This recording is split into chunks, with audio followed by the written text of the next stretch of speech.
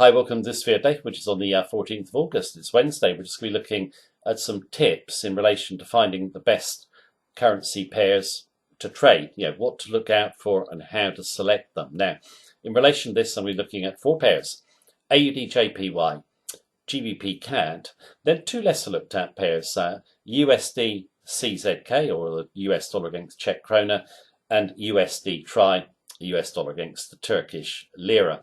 Now, we monitor over 40 pairs per day. So why do these four interest us? They all interest us for kind of different reasons, but they're all great risk to reward trades. Now, what we're going to do is go and take a look at them and discuss the tips in more detail. But just when I'm doing my analysis, please do keep in mind, it is my view as of right now. It can, of course, change in line with the market conditions. If you want all our trading techniques and our daily technical sentiment analysis of 14 Forex pairs, you get live access to our member center on the link beneath this video.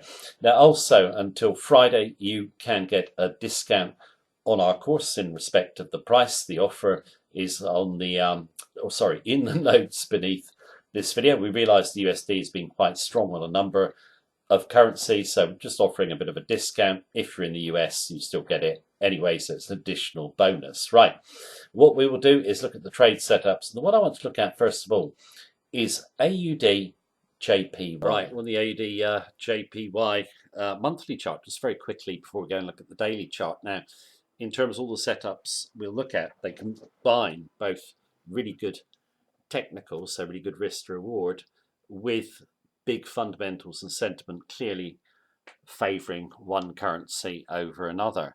Now, in terms of this currency pair, the AUD started to gain, let me just draw that trajectory in, started to gain a little bit of traction. Sorry, I can't get it straight. I don't do a diagonal line. Started to gain a little bit of traction to the downside. But what's important is a key level has been taken out. We tried to rally yesterday, we couldn't get through it, or near it really. It's a 74 level, and you can see it provided support here, here, here, here. We bounce back, a nice blue reversal there, but we're back through the level, looking nice and weak. Big fundamental sentiment favour more AUD weakness. Where could we go to? I'll explain why I've got this target in a moment. Probably down towards 58, so that's 1,300 pips from where we are now.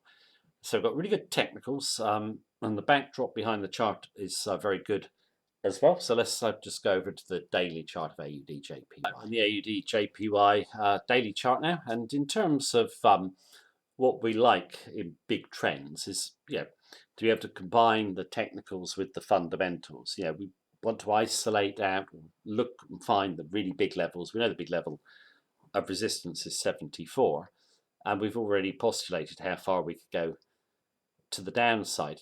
We felt this trade was just getting in motion to the downside. You get some inevitable sideways, then the big blue that looked on to fail yesterday, so that bounce is an opportunity to sell. Okay, now come back to the technicals in a moment, but I've got quite an ambitious target, as you saw from the monthly chart. That can only be worked out from the fundamentals. The fundamentals clearly point to us getting down there at this moment in time. We've got risk aversion, okay? Japanese yen, number one safe currency. It's also generally oversold. So as long as we've got risk aversion, nervous market, yen's going to go up over the longer term. In terms of the riskiest of the majors, they're the commodity currencies, the AUD, NZD, and CAD. So what we're doing this all the time in the current market environment. We're looking just to buy safe currencies over risk currencies anytime we get a good opportunity, and it's worked quite well so far. In terms of a risk to reward on a trade, we always want +3 to 1. I put this one as +4 to 1. It's actually +5 to 1. I've made a mistake there. When I put first target, I actually should have said it in the monthly chart. I expect us to overrun those lows that I mentioned. Okay. In terms of doing split trades, I'll just mention this. Regular viewers will know what it means. Sometimes, obviously, you'll look at this pair. We might be looking at this pair, AUDJPY, Then you look at CAD JPY, NZD JPY. They're all similar setups. Which is the best? Well, sometimes if you can't decide one, do all three and treat it as one trade. Okay, so we very often do that. We're doing that with the commodity currencies. We basically sold them all on the yen. The yen is basically our favorite trade longer term. We've also got a big exposure to Euro JPY short as well. Okay, now in terms of the pair, we tumble down quite nicely. Bit of sideways. There's the bounce, which allows, I think, anyone to come in with good risk reward shorts. And this bounce here didn't look like it was going to continue. Why? It came pretty quickly up, yeah, on Trump and basically his delaying of some tariffs, taking off some tariffs. It's not changing the big picture. It's just weak spec shorts getting taken out because the candle went up, got to the high, slumped back, stayed there for a good few hours into the end of the day. You know, you can see that news, just a knee-jerk reaction, really. Weak specs getting taken out. No follow through. Yeah, you should have. Yeah, if it was following through, I'd have been looking for a close at the high or buying throughout the day continuously, but that didn't happen. So looked like it's going to fail, and we have. Sorry, I'm just drawing a trajectory. Just basically, when we open, we couldn't get anywhere near that high. Now we've slumped to the downside. Now, in terms of this trade, you know where the key level of resistance is. 74. That is a massive level and is unlikely to get taken out, in our view. And you've got another key level in between, which is just there. So 2 levels. You haven't got that much risk against your potential reward here, and you'll be able to bring that stop down as well if we get through the lows decisively. Also, what I like about this trade is this 20-day moving average is coming down, and if it's a strong downtrend, you'll very often see rallies fade back to a 20-day moving average. So if you're a long-term position trader, this looks a good trade. Okay, I think it's good to come in now, or if you want to take a bounce or whatever. Okay, I do not see that 74 level getting taken out. And one thing to just say on this pair before I finish with it is, we have been putting up videos of our trade in it. We did come in at 75.60. Yeah, we got a nice move down, and I put my stop just too close. I brought it down to protect some profit. I put it at 72.80. I mean, we weren't too far away in terms of getting 300 pips out of it, but I could have left my stop a little bit further back. But I protected the profit, and very often I don't mind getting stopped out and just get straight back in.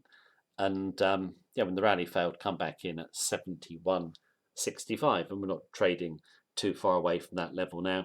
I think it is a good short. You might want to wait for new daily lows or a bounce, but I'd have a trade in, have one in reserve maybe. Very often do that. If we break to new daily lows, pop another trade in. If we rally up, pop another trade in into first level resistance. Long-term trend following trade, I think it looks an excellent one. Now look at a pair now, which is GBPUSD, which is a slightly different type of trade to this one. So let's go and take a look at it. Right, GBPUSD daily chart, and this is not a continuation trade. It's obviously a reversal trade. The big trend is down. Now, one thing we like to look out for is the most oversold currency v the most overbought. You can do it in whatever time frames you wish. I know people do it on a monthly basis, you can do it on 3 monthly basis or quarterly.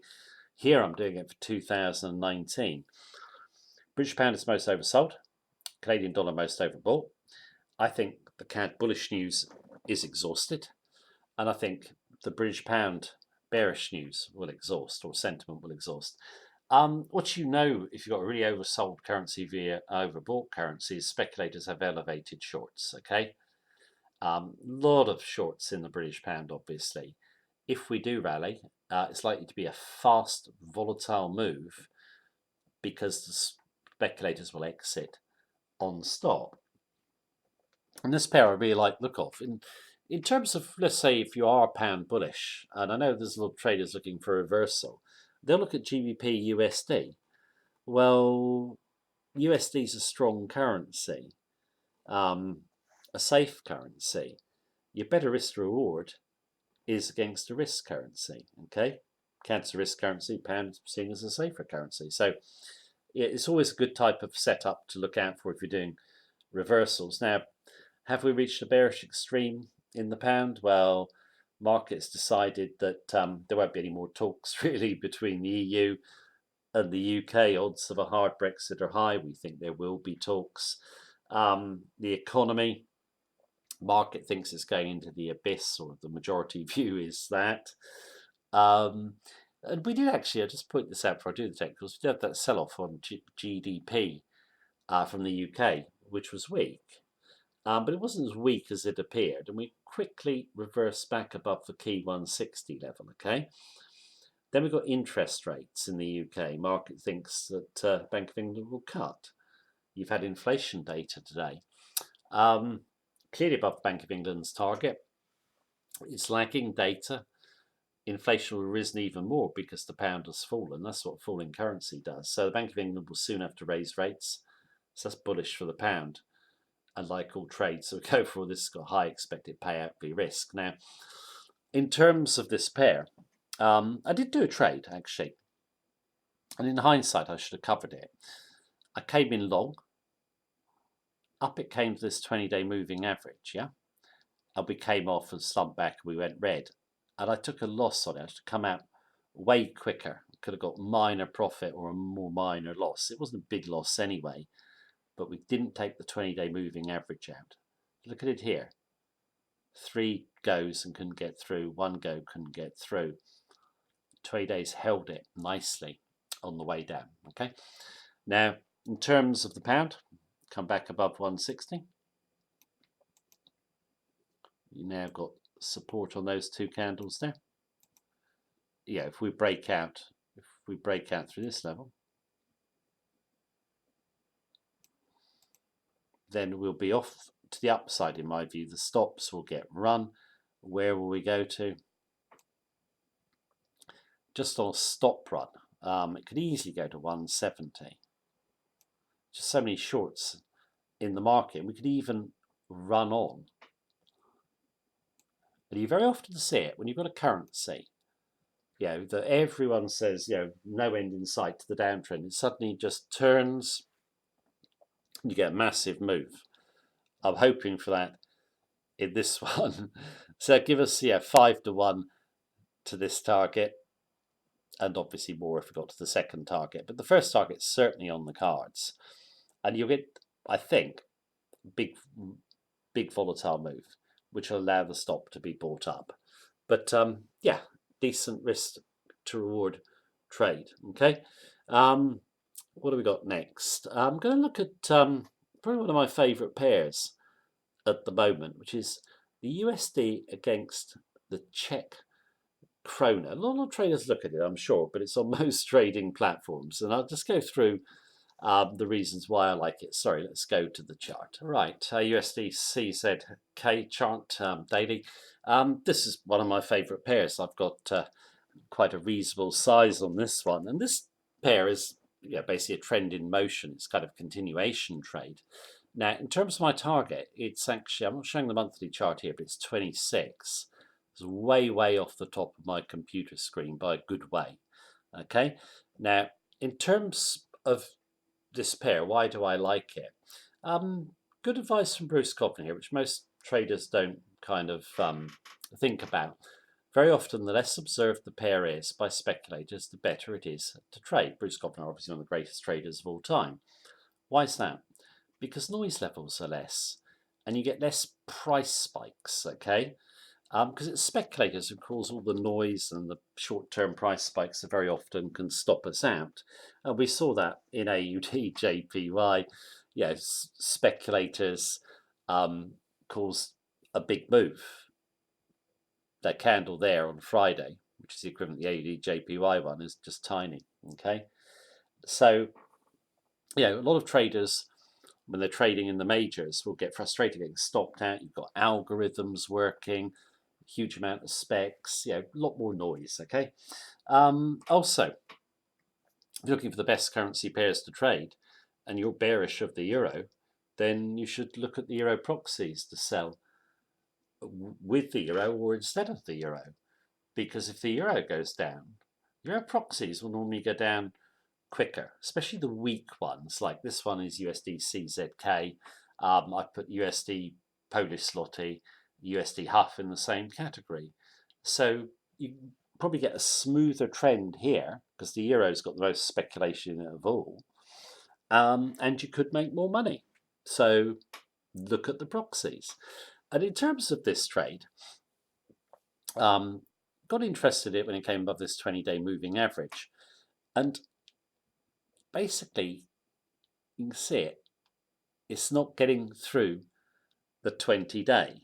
Okay, so I just think it's one to trade with the stop back behind the 20-day and up to target. I think it's about 10 to 1. It's certainly a lot more than 5 to 1. I can't remember what it is now exactly. My maths is failing me in my head, but it's a big winner if it comes to fruition. Coming up quite nicely. If we break out, be off to the upside, get a triangle there. 20-day moving average, so you've got good support there. Take her to the upside, or if she steadies back at the 20-day moving average, going way higher, this one. Definitely one of my favourite pairs to trade at the moment. And the lesser observed pairs, they're always good in my view. Next one is a lesser observed pair as well, but the reason we like this pair is just due to its volatility, or major advantage of it is its volatility. It's USD Tri. Let's go over and take a look at it.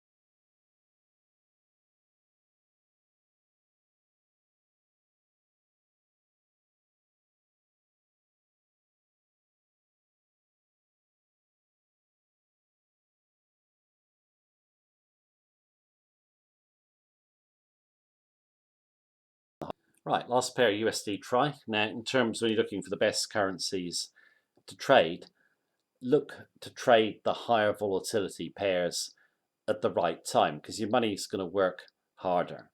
What I mean by that is, the Turkish lira is a history of high volatility. It can move more in a couple of days than the euro does in a month. It really moves nicely in terms of percentages each day. Now, in terms of it being highly volatile, you only need a small position. Okay, a small position, because the percentage moves are big. Basically, can give you higher profits than in a major pair, for example. So you always keep the size down when you're trading the higher volatility pairs. They are great to trade. Turkish lira, historically very volatile, and there's other currencies in this kind of group. We'll call them emerging markets for want of a better phrase, but also great to trade. MXN, USD Mexican peso, USD ZAR South African rand, USD Russian ruble, USD Brazilian real. If you trade them on your platform, and most brokers have got at least 2 or 3 of them, they're really good.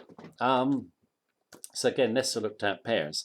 Also, what I quite like doing is trading a lagging currency of a group.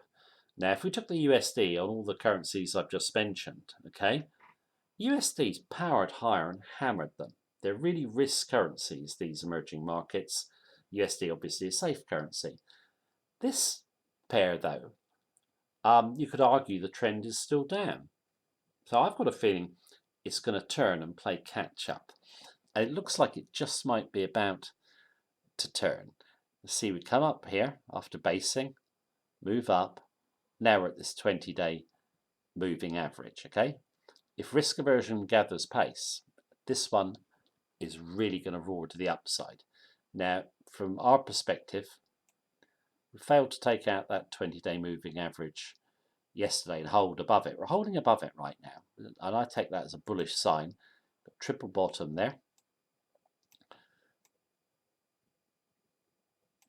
Through the high, and I think she could be off to the upside.